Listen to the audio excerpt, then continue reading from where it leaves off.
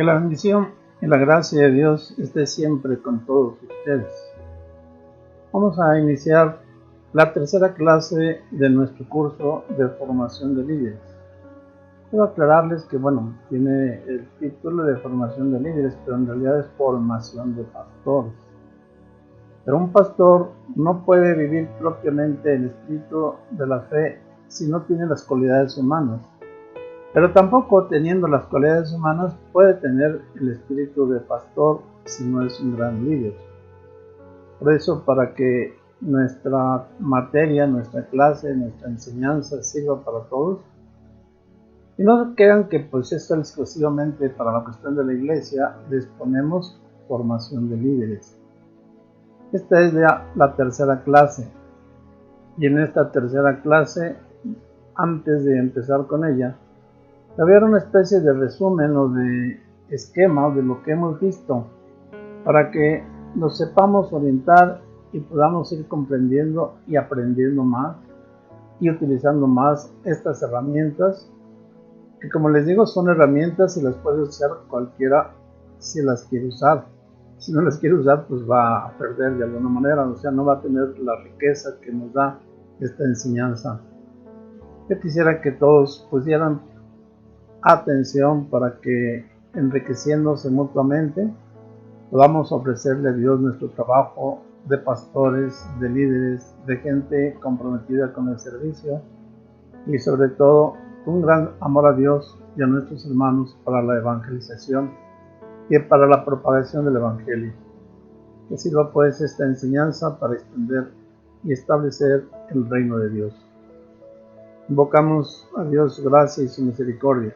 En el nombre del Padre, y del Hijo, y del Espíritu Santo. Amén. Con la oración que el mismo Cristo nos enseñó.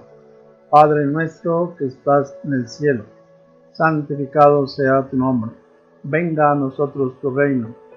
Hágase tu voluntad en la tierra como en el cielo. Danos hoy nuestro pan de cada día. Perdona nuestras ofensas, como también nosotros perdonamos a los que nos ofenden. No nos dejes caer en la tentación y líbranos de todo mal. Amén. Invocamos la fuerza, la luz, la gracia del Espíritu Santo, que quite todo obstáculo que hay en nuestra mente, en nuestro corazón, en nuestro ambiente, para poder recibir su luz, su gracia, y con la sabiduría de Dios poder hacer un servicio mejor en la iglesia, a nuestros hermanos y para nuestra propia salvación. Ven, Espíritu Santo, llena los corazones de tus fieles, enciende en ellos el fuego de tu amor.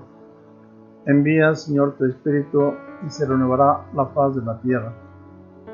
Oh Espíritu Santo, fuente de luz, fuente de gracia, fuente de misericordia, ilumínanos, transfórmanos, purifícanos, llénanos de ti y de tu Santo Espíritu para que podamos siempre dar y transmitir tu enseñanza y establecer y fundar precisamente tu reino, que es la iglesia, y en la iglesia que el nombre de Dios, la salvación llegue a todos los hombres. Que así sea. Comenzamos entonces nuestra clase. Les decía que vamos a tener la formación de líderes. Estas son las líneas generales del primer punto del curso de formación de líderes,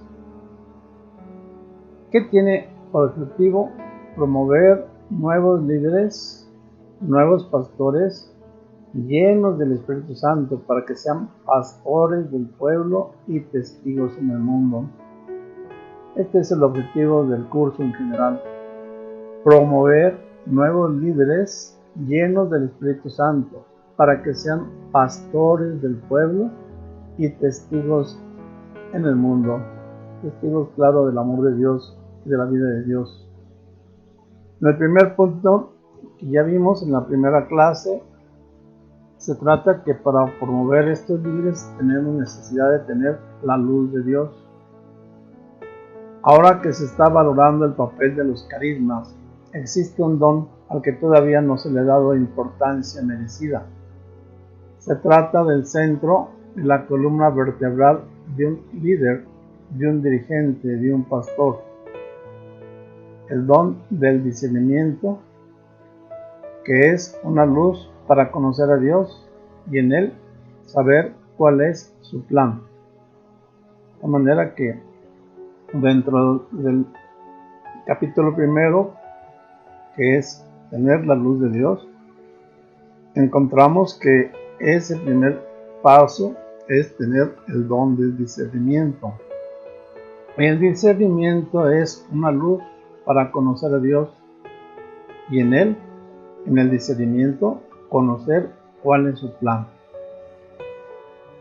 No lo vamos a ver ahora, ya lo vimos en la primera clase, lo pueden repasar de alguna forma para que queden ustedes más impregnados de este don, al que muchas veces no le hacemos caso y muchas veces no se habla de él.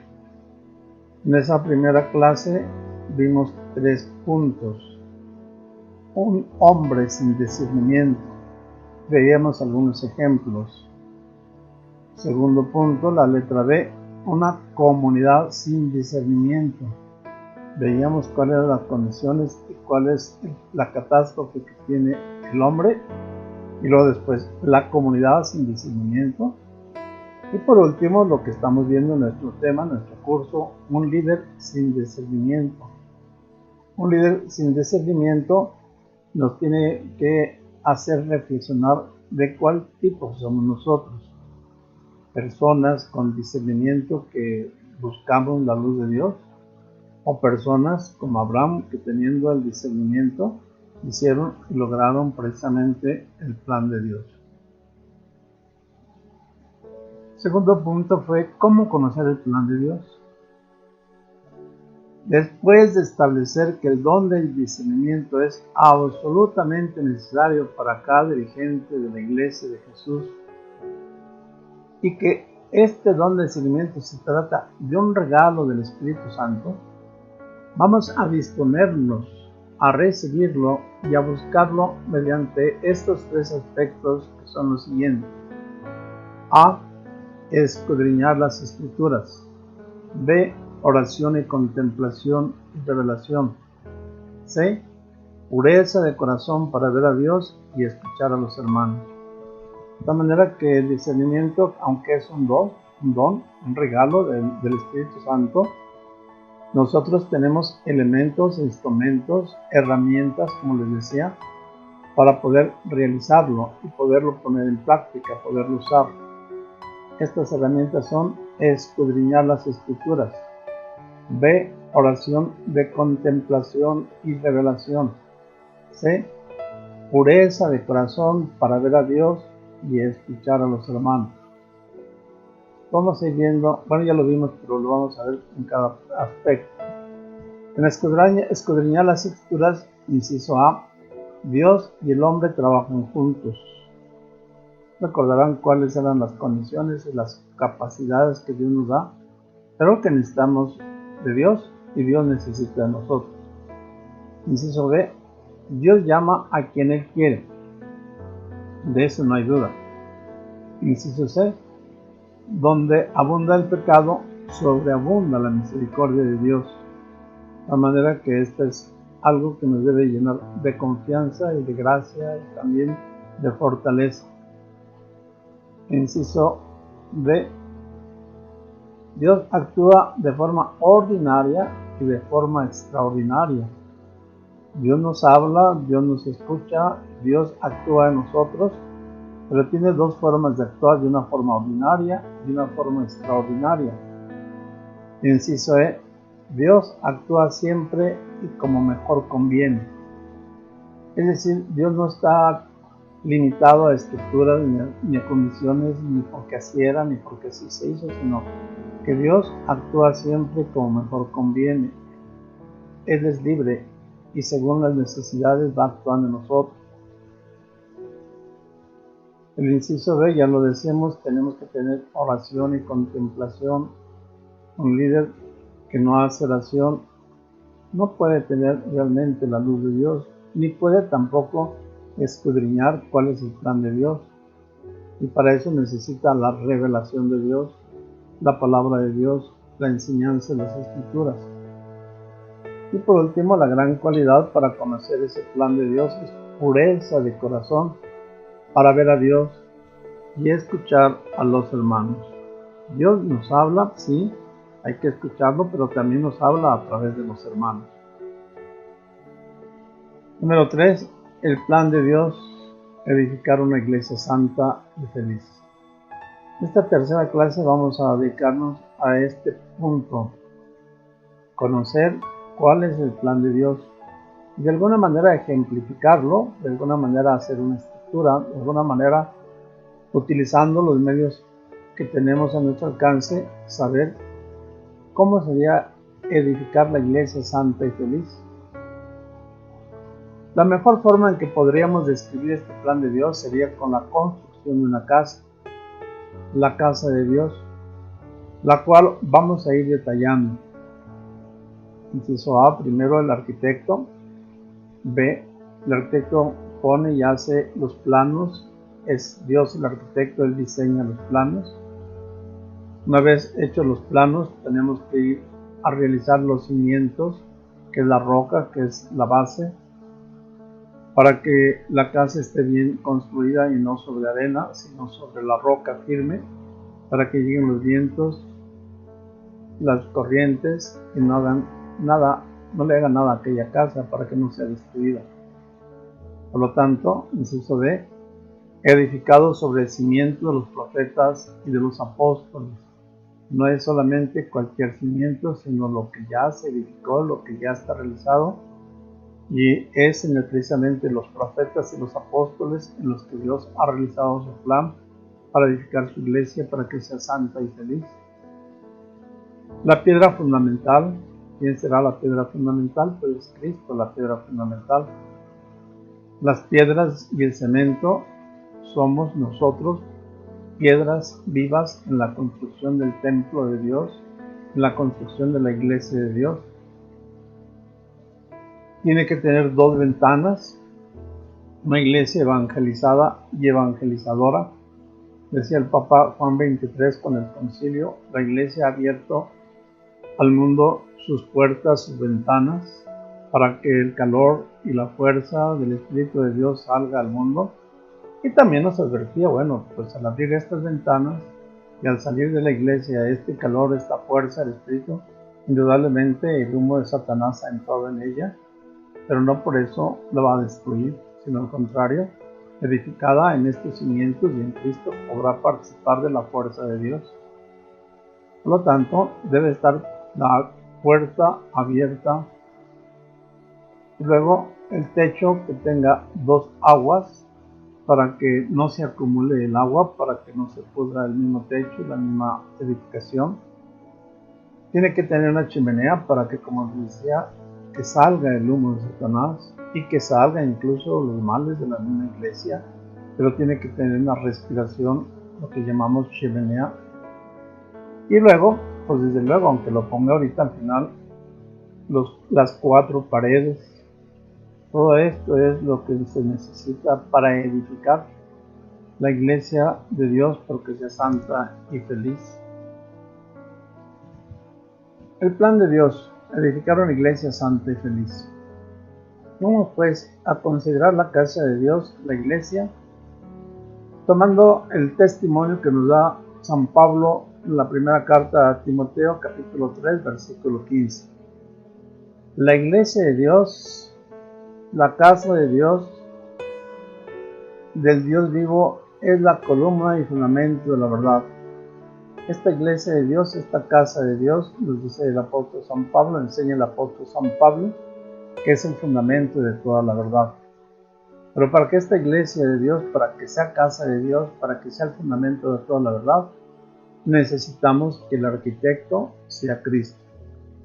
Lo primero que se necesita para edificar una casa es un arquitecto que proyecte lo que va a construir y cómo se va a realizar.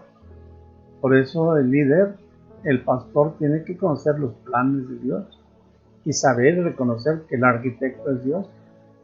En la edificación de la comunidad, el arquitecto y también el constructor es Dios, pues esperaba la ciudad asentada sobre cimientos cuyo arquitecto y constructor es Dios. Nos dice el apóstol San Pablo hablando a los Hebreos capítulo 11 versículo 10. Solo Él, Dios, tiene poder para construir el edificio y Él es quien provee los materiales necesarios, así como Él es quien indica cuál es el uso de sus materiales. En vano se cansan los albañiles si no es Él el que construye la casa. Él es el arquitecto. Y esto cualquier líder, cualquier pastor lo tenemos que tener muy en cuenta. El Salmo 127 en su primer versículo nos dice: si el Señor no construye la casa, en vano se cansan y trabajan los albañiles, los constructores. Abraham salió de Ur de Caldea sin saber a dónde iba, pero por la fe peregrinó por la tierra prometida como en tierra extraña, habitando en tiendas, nos dice los Hechos de los Apóstoles en el capítulo 11, versículo 9. Inciso B. Dios, que es el arquitecto, ha diseñado los planos. Los planos es el diseño de Dios que todo líder y pastor tiene que tener. Dios tiene un plan que podríamos compararlo a una moneda de dos caras. Nuestra salvación y nuestra felicidad. Ese es el plan de Dios, eso es lo que Dios quiere. Nuestra salvación y nuestra santidad. Desde antes de la creación del mundo, Dios ya había diseñado con sabiduría y amor los planos. San Pablo lo expresa de forma genial en la primera carta a Timoteo, capítulo 2, versículo 4. Dios quiere que todos los hombres se salven y lleguen al conocimiento pleno de la verdad. Para ello, ofrece el Evangelio de la gracia a través de un Hijo que se dio a este mundo para anunciar el reino de Dios y que todo tenga a Cristo por cabeza. En la primera carta a los Tesalonicenses, capítulo 4, versículo 3, lo anuncian. Esta es la voluntad de Dios, su santificación. Esta es la vocación que hemos dado, ser santos porque Él es santo. Este es el plan de Dios, que podamos vivir en unión con Él, en la santidad de Él y según el proyecto de Él. Por lo tanto, que tengamos felicidad. Esta santidad está revestida del gozo y de la alegría que nos da la santidad. La santidad no es una persona triste que ha sufrido y que murió mártir. La santidad es una alegría. Estamos llamados y capacitados para ser fieles tanto en este mundo como en el otro. La comunidad debe mostrar la alegría de haber encontrado el tesoro escondido, como Jesús lo decía en el Evangelio. Lo escuchamos en el Evangelio de San Juan, capítulo 17, versículo 13. Les he dicho esto, para que tengan en ustedes mismos mi plena alegría. En otra traducción nos dice, para que mi alegría esté en ustedes. Y nos vuelve a decir, para que mi gozo, para que su alegría sea rebosante en ustedes. Para eso nos ha creado Dios, ese es el plan de Dios. Dios no nos llamó ni nos llama a una vida de tristeza y de amargura o de quejarnos o de sentirnos lastimados y abandonados por nadie, sino para que vivamos el gozo de Dios. Y ese es el plan de Dios que un líder, que un pastor tiene que tener bien en cuenta. Por eso debe conocer cuál es el plan de Dios y qué es lo que Dios quiere construir, porque ni siquiera nosotros lo construimos. Él es el que lo construye. Ser felices no es un lujo. Ser felices no es una añadidura. Ser feliz no es como traer un escapulario, o no es tampoco traer mucho dinero en la bolsa, no es tampoco tener muchos bienes.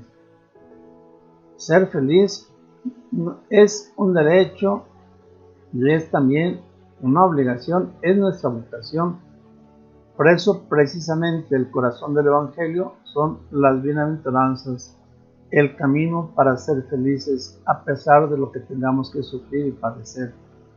Nuestra vida está llamada y nuestra vocación está llamada a la felicidad. Ese es el plan de Dios. C. ¿Cuáles son los cimientos en la roca? Los cimientos de la casa de Dios son la fe. Nos enseña el apóstol San Pablo hablándole a los colosenses en el capítulo 1, en el versículo 23. Sólidamente cimentados en la fe. Se trata de una fe capaz de mover montañas, que implica confianza absoluta en Jesús, certeza absoluta en Jesús, seguridad absoluta en Jesús, fe que más que adhesión a una verdad, supone una entrega 100% a Cristo, que es su voluntad, aceptar su voluntad. Fe en que el Señor, que es fiel y misericordioso, está con nosotros y Él hará la obra porque le pertenecemos. Nos dice la carta del libro del apóstol San Pablo, la carta a los Hebreos, capítulo 11, versículo 1. La fe es certeza y seguridad de las cosas que no vemos, que nos producen por lo tanto alegría.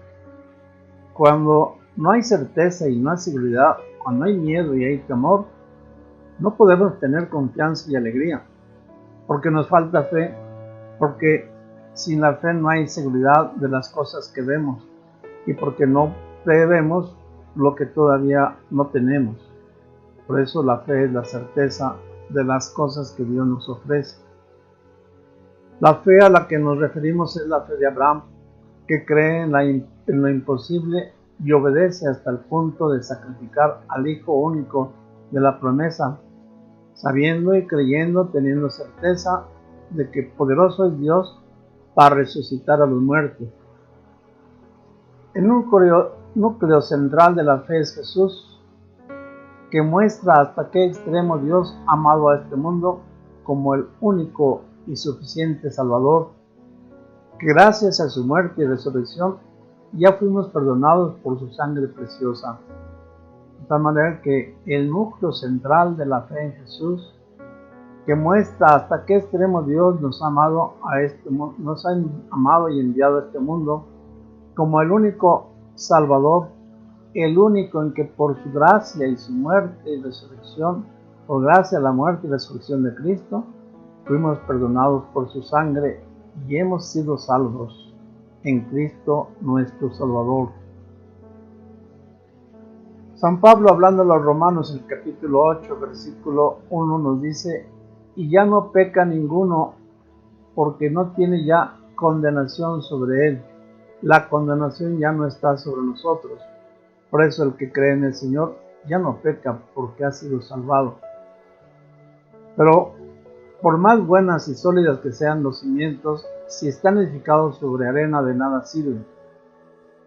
El arquitecto edifica la casa de Dios sobre roca, para que cuando llueva o venga la corriente, cuando embistan los vientos con furia contra aquella casa, no se venga abajo, por estar cimentada sobre roca, no le pase nada. Nos dice el Evangelio de San Mateo, capítulo 7, versículos 24 y 25. En Manhattan, Nueva York, se han podido construir rascacielos impresionantes, porque esa isla no es otra cosa que una roca inmensa, firme y estable, que es capaz de sostener con estabilidad millones de toneladas de acero y de cemento.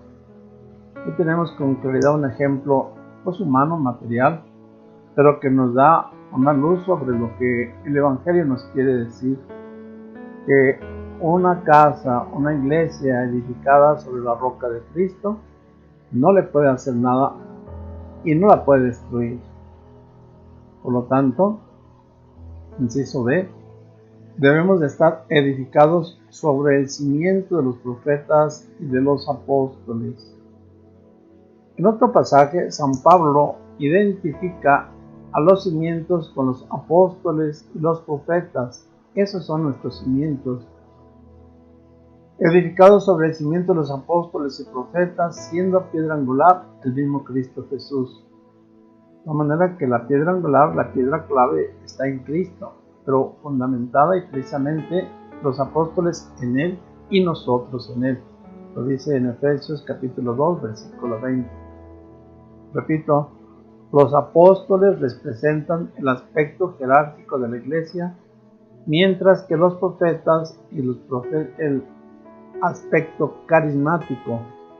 Institución y carisma se fundan en una unidad, de manera que Los profetas son los que tienen propiamente la chispa, propiamente el don de la anunciación, el don de proclamar y también de denunciar.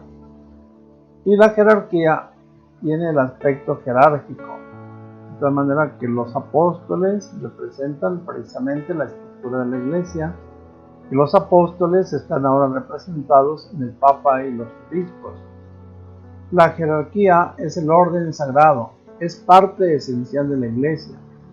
La iglesia es apostólica porque tiene a los 12 apóstoles, a los obispos que son sucesores, y cuyo fundamento es enseñar, regir, gobernar y servir a la iglesia de Dios.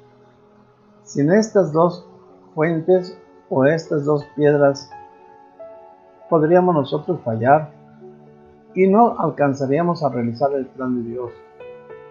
El libro del Apocalipsis, en el capítulo 2, versículo 4, dice: los profetas, suscitados por Dios para renovar a su pueblo, son hombres y mujeres carismáticos con una visión renovadora que invita a la iglesia a volver al fervor del primer amor.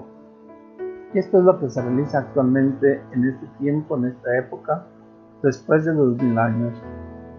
La fuerza del Espíritu Santo permanece en la iglesia y a los líderes, a los pastores suscitados por Dios para renovar en su pueblo, son hombres y mujeres carismáticos con una visión renovadora que invita a la iglesia a través de la jerarquía a volver al fervor del primer amor. La iglesia es carismática en cuanto que es movida y guiada por el Espíritu Santo.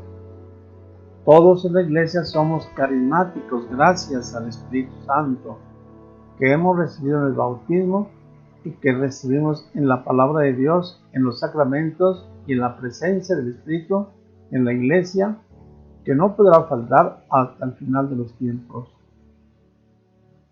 Algunos oponen la dimensión carismática con la institucional como si ésta extinguiera y apagara aquella. No, lo carismático no se opone a la institución, a la jerarquía, ni la jerarquía puede quedar fuera de lo carismático.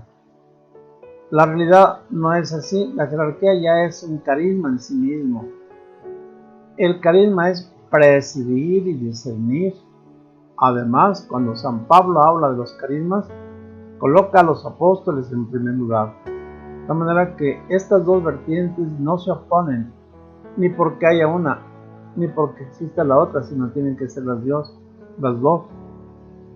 San Pablo en la primera carta a los Corintios, versículo 12, versículo 28 nos dice: Dios los estableció en la iglesia, primero los apóstoles y luego los profetas, y de alguna manera profetas y apóstoles se dan precisamente por la acción del Espíritu de Dios. Jesús fundó una iglesia con estas dos dimensiones simultáneas que se enriquecen y se complementan mutuamente sin oponerse, sino más bien complementándose. Cuando brota una fuente, el agua comienza a correr, es la fuerza y libertad del Espíritu. Cuando el cauce, la institución por donde el río requiera un rumbo. Así, la institución nacida del Espíritu se convierte por el mismo Espíritu en cauce del Espíritu. Es decir, el carisma, la jerarquía, los apóstoles y los profetas. Estas dos piedras que la iglesia de manera especial nos lleva a edificar el templo y el plan de Dios, para que nosotros no caminemos solos. ¿Cuál es la piedra angular, la piedra fundamental? La piedra fundamental sobre la cual estamos edificados es Cristo, siendo la piedra angular Cristo mismo. San Pablo en los Efesios capítulo 2 versículo 20. Todos nosotros estamos enraizados y edificados en Cristo. La carta a los Colosenses versículo 2 capítulo 6. Es decir, enraizados, como un árbol que entre sus frondosos y más amplios raíces Tiene que hundir su raíz en la tierra, abrazándose y dependiendo de ella para vivir y mantenerse en pie y así poder dar un fruto que permanezca, como la raíz más firme que nos puede sostener y a la vez alimentar. Edificados, nadie puede tener otra piedra fundamental que la escogida por Dios, que es Cristo. Todos tomamos de Él nuestra fuerza y nuestra unión. Él es la base, Él es el principio, Él es el corazón de la casa, y sin Él nada se puede hacer. El Evangelio de San Juan, capítulo 15, versículo 5 nos lo dice: Yo soy la vid, vosotros los sarmientos. La base de nuestra fe es Cristo, el único mediador entre Dios y los hombres es Cristo. Yo soy el camino, la verdad y la vida. Nos dice en el Evangelio de San Juan, capítulo 14, versículo 6. El mismo Cristo nos dice: Yo soy el camino, la verdad y la vida. De esta manera que en Él tenemos vida nueva, vida eterna. Y por lo tanto, todo líder, todo el que es pastor, que olvide estos principios, pues ya queda fuera del plan de Dios. No conoce el plan de Dios, destruye en lugar de construir. El que no está conmigo destruye, el que no junta conmigo desparrama. Fijémonos lo que dice San Pablo en la primera carta a los Corintios, capítulo 15, versículo 3. Murió por nuestros pecados según las Escrituras, pero ya fue resucitado por Dios y está vivo para nunca más morir. Él es el tronco, nosotros las ramas. Él es el amo, nosotros los cielos. Él es el pastor, nosotros las ovejas. Él es el esposo, nosotros la esposa, la iglesia. Él es el Señor. Palabras del mismo Cristo en el Evangelio de San Juan, capítulo 11, 25. Yo soy la resurrección y la vida. El que cree en mí, aunque muera, vivirá. Y esto lo tiene que tener muy presente un pastor, un líder. Todo el que se apoya en esta piedra, sabemos que no será jamás confundido, porque de él no puede fallar. Lo que hace que la iglesia sea la iglesia es su fundador, y está presente en ella, vivo. Está en aquel que deja abrir su corazón para que en él se fortalezca, en él se fundamenta, y en él se haga realidad el plan de Dios. Jesús de Nazaret, que está vivo en medio de ella hasta el fin del mundo. Veamos el Evangelio de San Mateo, capítulo 28, versículo 20. Yo estaré con ustedes siempre hasta la consumación del mundo. Es Cristo el que da vida a la iglesia. Es Cristo el que sostiene la iglesia. Es Cristo quien ha venido a traernos la salvación. Y esa salvación de Cristo, la iglesia es sacramento, es instrumento, es medio para hacer presente la acción salvadora de Cristo y para que nosotros en Él tengamos vida, porque Él está vivo y porque Él permanece vivo en aquel que abre su corazón, lo deja vivir en Él y Él vive en él, su corazón del Señor. Por lo tanto, veamos el otro aspecto de la construcción. ¿Quiénes son las piedras y el cemento? La casa de Dios está construida con material de primera clase, que somos cada uno de nosotros. Ustedes, piedras vivas, entran en la construcción de un edificio espiritual, unidos hasta ser morada de Dios en el Espíritu Santo. Nos lo dice en la carta del apóstol San Pablo la primera carta de San Pedro, capítulo 2, versículo 5, y a los Efesios, capítulo 3, 21-22. Fíjense qué hermosa expresión. Ustedes, piedras vivas, entran en la construcción de un edificio espiritual, unidos hasta ser morada de Dios en el Espíritu. Dios vive en nosotros. Somos piedras vivas que compartimos la vida de Dios, que hacemos presente la vida de Dios. Por eso la iglesia es instrumento de salvación. Dios ha querido que la iglesia presente en nosotros haga presente su acción salvadora. No solo estamos juntos, sino firmemente unidos por el cemento del amor, que es el vínculo de la perfección, Colosenses 3:14, que ha sido derramada en nuestros corazones por el Espíritu Santo. No permanecemos junto a Él, sino en Él. No permanecemos al lado de Él, sino Él en nosotros y nosotros en Él. Ahora bien, no todas las piedras son iguales. Veamos en el Apocalipsis capítulo 20, versículos 10 al 21. Cada una de las piedras desempeña su propia función en orden del bien común. Existen dos piedras especiales que el mismo Jesús labró de manera particular: Pedro y María. Pedro, y yo te digo a ti que tú eres Pedro, y sobre esta piedra edificaré mi iglesia. Evangelio de San Mateo capítulo 16, versículo 18. María, la Madre de Jesús, que colaboró como nadie en la obra de la salvación, es la que permanece también con nosotros y está en nosotros, dándonos la vida nueva en Él y con Él. Hagan lo que Él les diga. Cada piedra tiene su lugar, y el trabajo del líder es ponerla donde le conviene a la piedra y donde beneficia a la construcción. El pastor ayuda a cada uno a encontrar su función y su servicio en la iglesia de Jesús. Hay pastores que han olvidado que son constructores y que han querido convertir en veladores que solamente cuidan que los protestantes o testigos de Jehová no se roben los ladrillos, mientras no pongan los ladrillos en su lugar y los peguen con el cemento del amor, se seguirán desvelando en vano. Es decir, tenemos que construir, tenemos que unificar, tenemos que edificar, tenemos que permanecer unidos a Cristo, piedra angular, y Cristo en nosotros. De manera que no se trata solamente de irla pasando o de dejar que los otros hagan, sino que nosotros edifiquemos como líderes. Por eso somos líderes, como pastores.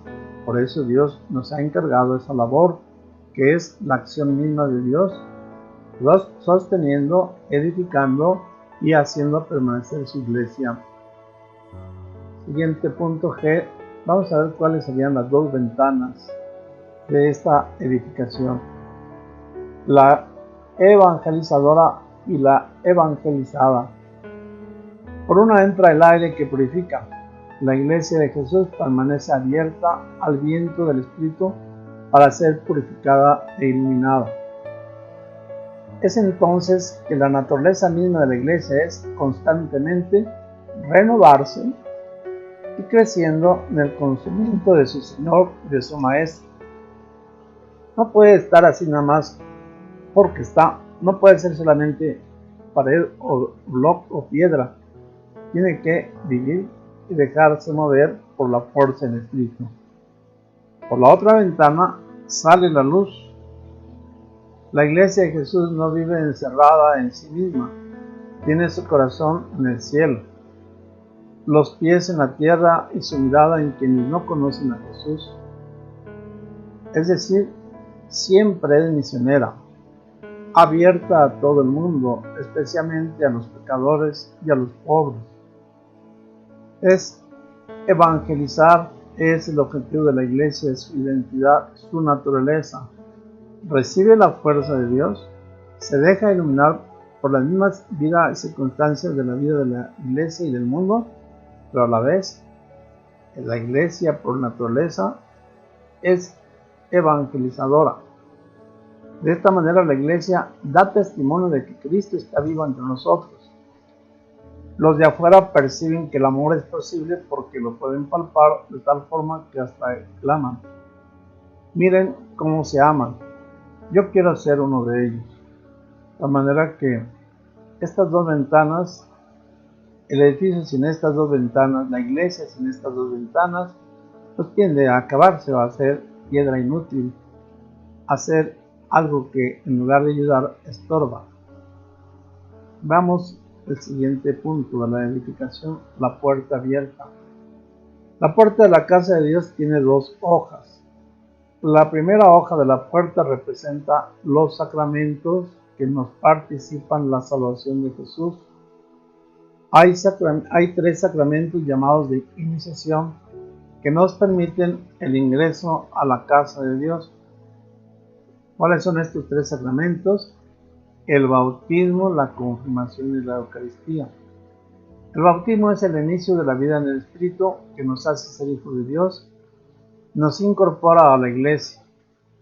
La confirmación nos une más íntimamente a la Iglesia y nos enriquece con la fortaleza especial al recibir el Espíritu Santo, que nos da sus dones, nos da sus carismas y es el que da la vida, es el que realiza lo que recibimos en el inicio del bautismo, lo que sería el crecimiento.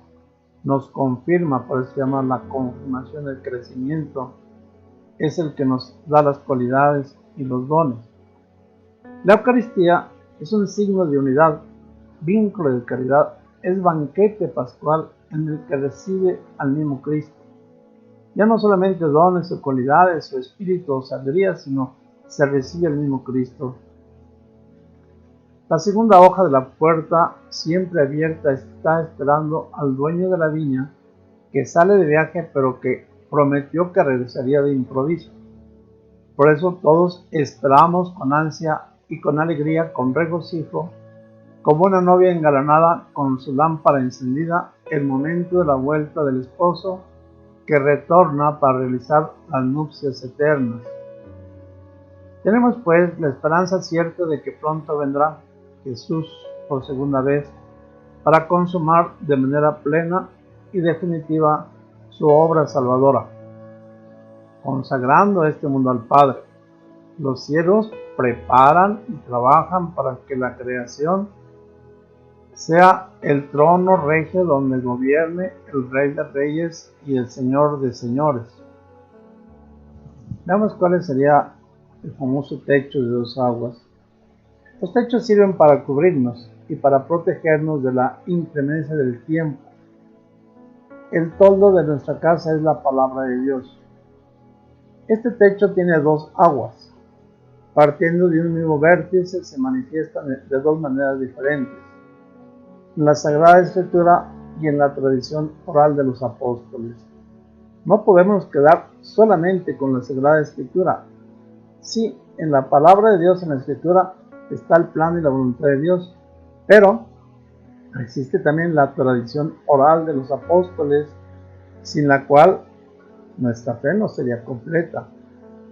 Los testigos de Jehová, los protestantes, solamente hablan de la Sagrada Escritura y no aceptan la tradición, no aceptan todo lo que la Iglesia ha enseñado y enseña a través de los apóstoles, de los profetas, de los que nos ayudan a orientar y a dirigir lo que la palabra de Dios nos enseña.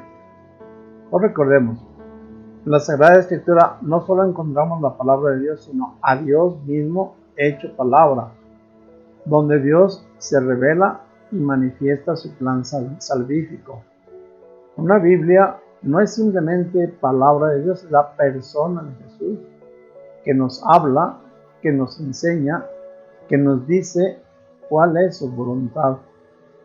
La palabra de Dios, antes de escribirse en un libro, fue predicada por los apóstoles y confiada por ellos a sus sucesores.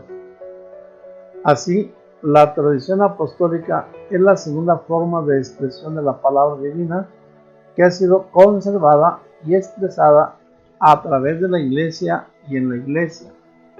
Estos son los 2 techos que nos protegen, pero que a la vez nos cuidan y a la vez nos hacen edificar y construir el plan de Dios.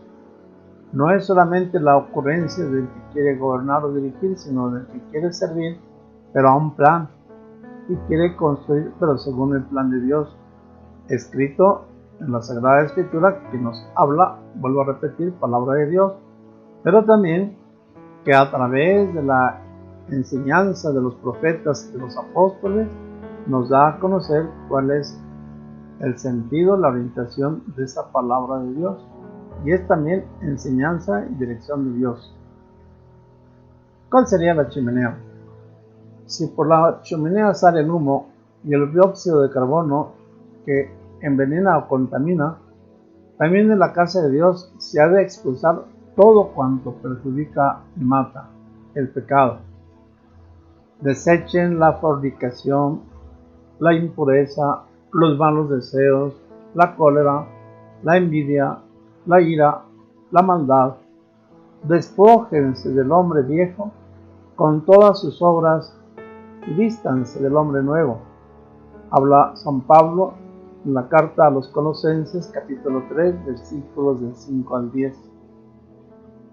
El pecado no puede permanecer en la casa de Dios, por eso es una casa santa, donde habita el 3 veces santo, y los que viven ahí son los santos de Dios. Somos templo de Dios. Dios quiere hacer morada en nuestra vida, en nuestra casa. Dios quiere que nosotros lo tengamos en Él, pero en un vaso que vas a tomar agua no puede haber suciedad. En una casa donde Dios quiere habitar no puede estar el pecado, no puede estar el humo del pecado, el dióxido de carbono que envenena y contamina. Por eso desechen todo lo que es fornicación, impureza, malos deseos, cólera, envidia, ira, maldad. Despójense de los viejos, de sus obras, vístanse del hombre nuevo. ¿Cuáles son las 4 paredes? La casa del Señor tiene 4 paredes construidas sobre cimientos y apoyados en la piedra angular. Primera pared. Tiene que tener oración en espíritu y en verdad. No es una oración como del Antiguo Testamento ni al estilo de otras religiones. Jesús mismo nos enseñó a orar. Adoren al Padre en espíritu y en verdad, nos dice el Evangelio de San Juan, capítulo 4, versículo 29. Oración en espíritu y en verdad. No es una oración como del Antiguo Testamento. Jesús mismo nos enseñó, adoren al Padre en espíritu y en verdad.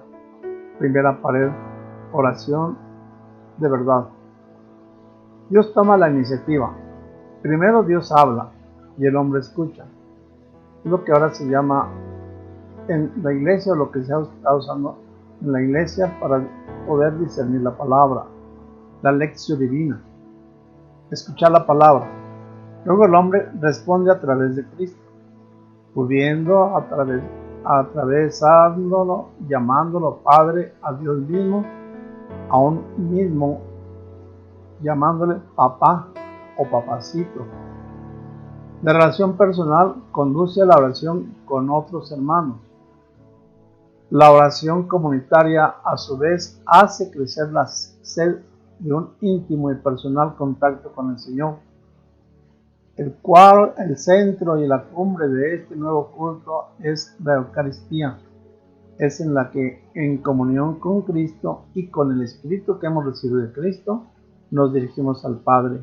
Y por eso decimos Padre nuestro, y por eso crecemos en la oración con Jesús, y por eso nosotros adoptamos y vivimos la gracia de Dios. ¿Cuál sería la segunda pared? El gozo del Espíritu. Alegraos siempre en el Señor. De nuevo se los digo, alegraos. Nos dice el apóstol San Pablo hablando a los Filipenses, capítulo 4, versículo 4. Este llamado imperativo del apóstol San Pablo constituye un elemento esencial de los discípulos de Jesús. En la casa del Señor se participa del gozo, de la alegría del Espíritu, que no se identifica con una alegría transitoria, no es una alegría superficial como la de este mundo, sino con la dicha que nace de la victoria de Cristo sobre el pecado del mundo, con la dicha de saber que hemos sido rescatados y hemos sido salvados y hemos sido llamados a ser parte del Señor. Es una alegría perenne y fundamental, es una alegría gozosa de haber tenido en Él vida nueva y que Él nos hace participar de su vida para toda la eternidad. El que participa de la vida eterna es el que tiene a Dios, es el que recibe a Dios, porque vivir en Dios y estar con Dios es tener ya la vida eterna.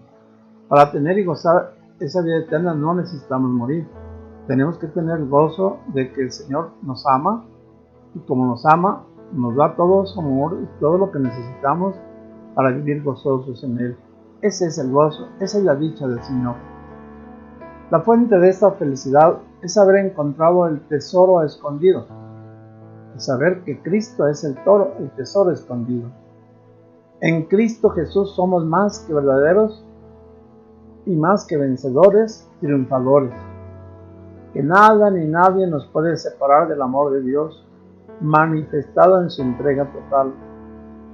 La comunidad que no canta, que no ríe, la persona que no cante, que no ría, que no alaba con libertad el triunfo de Cristo, no es una persona y no es una comunidad que goza de su Señor. Un santo triste es un triste santo. Sabemos que los santos han sido los hombres más felices de este mundo, porque nadie como ellos han experimentado en su vida la palabra de Jesús. De manera que esta pared de alegría y esta pared de gozo tiene que hacernos precisamente retumbar y gozar en el gozo y en la alegría del Señor. Y por eso el canto y la alabanza tiene que ser desde el corazón, con la fuerza del Espíritu, porque Dios nos ama y nadie nos va a quitar ese amor, ni las penas, ni los sufrimientos, ni las tristezas, ni las contrariedades de la vida nos pueden apartar del gozo del Señor. Pero viene, desde luego, la tercera pared, que no tenemos que olvidar y que tiene que ser muy fundamental.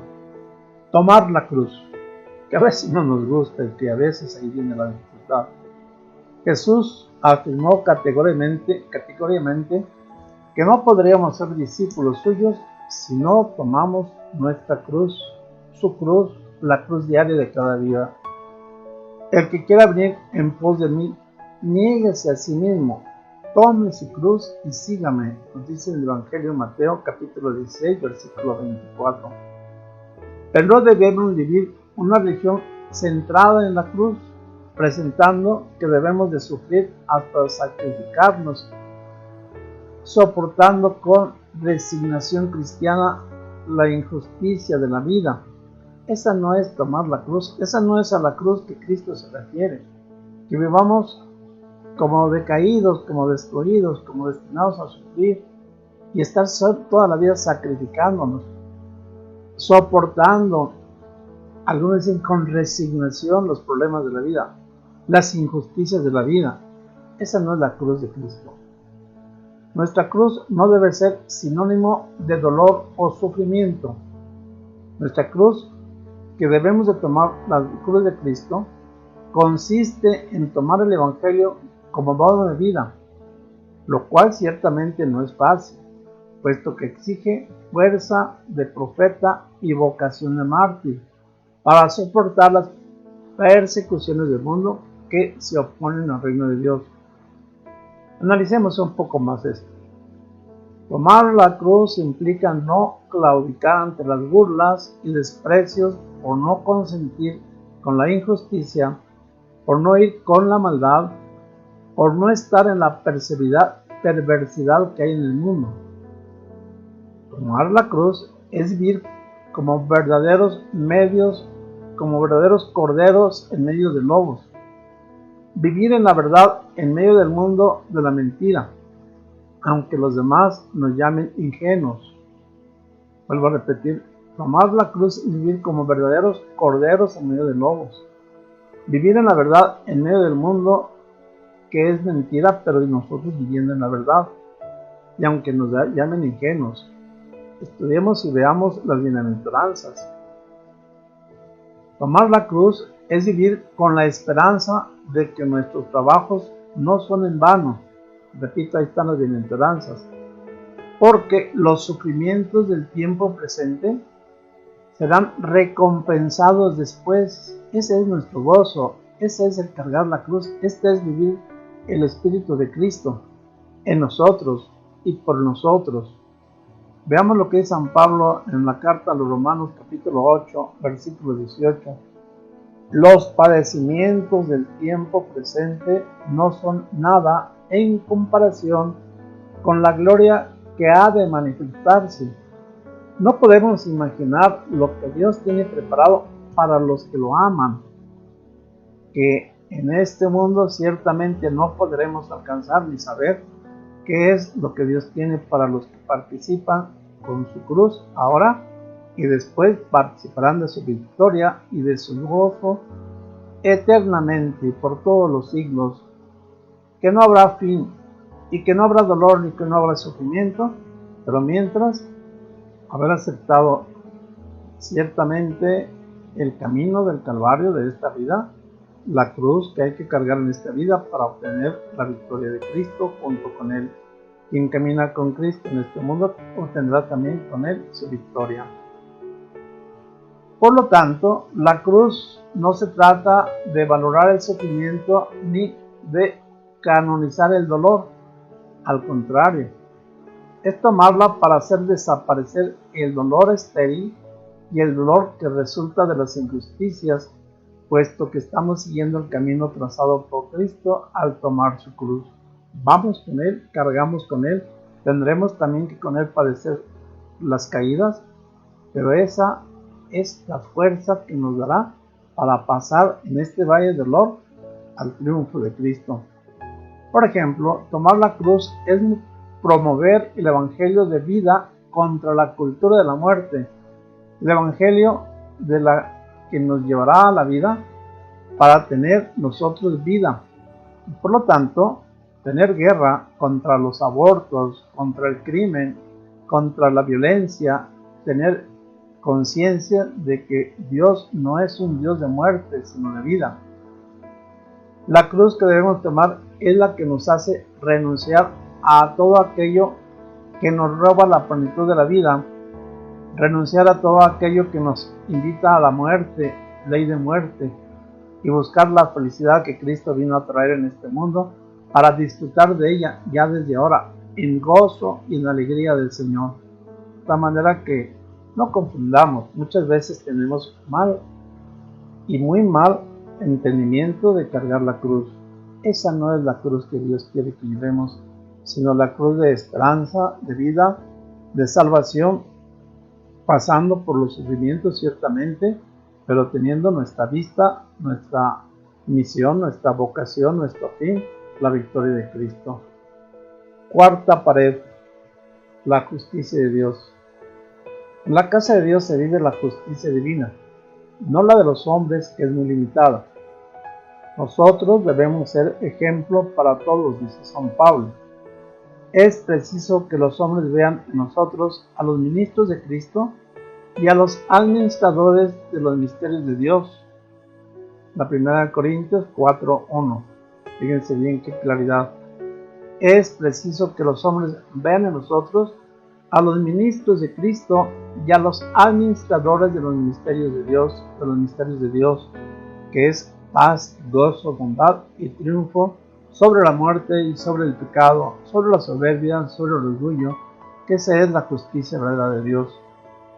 Pero también se nos exige que no juzguemos a nadie antes de tiempo. San Pablo afirma en la primera a los Corintios, versículo 4, versículo 5. Mientras no venga el Señor, que iluminará los escondrijos de las tinieblas y hará manifestarse los propósitos de los corazones, y entonces cada uno tendrá la alabanza de Dios. La justicia de Dios implica vivir en la verdad, solo en la verdad, puesto que eso nos hará libres.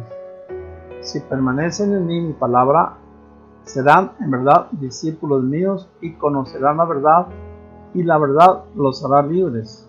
Evangelio San Juan, capítulo 8, versículos 31 a 32. Mediante la justicia implementamos la íntegra salvación, traída por Jesús en las diferentes relaciones iluminadas. Con Cristo son los hombres la creación y en nosotros está la vida. Estas cuatro paredes fundamentales en el cimiento de la fe son esenciales en la casa de Dios. Estas cuatro paredes fundamentales en la cimentación de la casa de Dios son esenciales en la casa de Dios. Abraham llegó a ser un gran líder porque formó una casa, una familia y un pueblo, el pueblo de Dios. Pero también se nos exige que no juzguemos a nadie antes de tiempo. y así podamos participar del gozo y de la dicha del Señor, para que siempre y en todas partes, edificando su casa, edificando su reino, edificando la ciudad de Dios, podamos nosotros participar de su reino eternamente. Gozosos con esta esperanza, vivamos en el plan para que Dios nos llene de su amor y de su gozo y podamos tener la vida verdadera, la dicha eterna. Cuando en nuestra vida gozamos de todo esto que es plan de Dios, tendremos entonces la alegría y el gozo del Señor para participar eternamente de su gloria y así gozar de su amor y gozar de su gloria. Que el Señor entonces nos haga crecer y permanecer en su amor para que la vida de Dios en nosotros nos haga permanecer en esa gracia. Demos pues gracias a Dios por todo lo que nos ha dado. Invocando su misericordia, pongamos en práctica estas enseñanzas que les vamos a transmitir después, en este mismo día, de alguna manera escrita para que ustedes hagan sus anotaciones, hagan su presentación y participen plenamente de ellas en el gozo del Señor. Nos despedimos pidiendo la gracia de Dios, su misericordia y su bondad para que el Señor, que quiere edificar esa casa con nosotros y en nosotros, pueda reinar y establecer su vida y su reino. Con esta fe y con esta confianza, dirijámonos a la Santísima Virgen María, Madre de la Iglesia, Señora nuestra, protectora nuestra, pidiéndole de manera especial que nos alcance esta vocación de edificadores, de líderes, de pastores, para construir su reino, y que ella nos acompañe y que ella está con nosotros, nos lleve también de la mano para poderlo realizar. La saludamos diciéndole la oración que el ángel le dijo: Dios te salve María, llena eres de gracia, el Señor está contigo, bendita eres entre todas las mujeres, y bendito es el fruto de tu vientre Jesús. Santa María, Madre de Dios, ruega por nosotros los pecadores, ahora y en la hora de nuestra muerte. Amén. Dulce Madre, no te alejes, tu vista ni no apartes, ven conmigo a todas partes, nunca solo me dejes. Ya que me proteges tanto como verdadera Madre, haz que me bendiga el Padre, el Hijo y el Espíritu Santo. Amén. Ave María Purísima, sin pecado concebida. Que el Señor los guarde y los conserve siempre en su amor, en su casa y en su bondad, llenos de felicidad y de gozo. María Santísima les dé también su amor, su bendición y los cubra con su santo manto. Señor esté siempre con ustedes.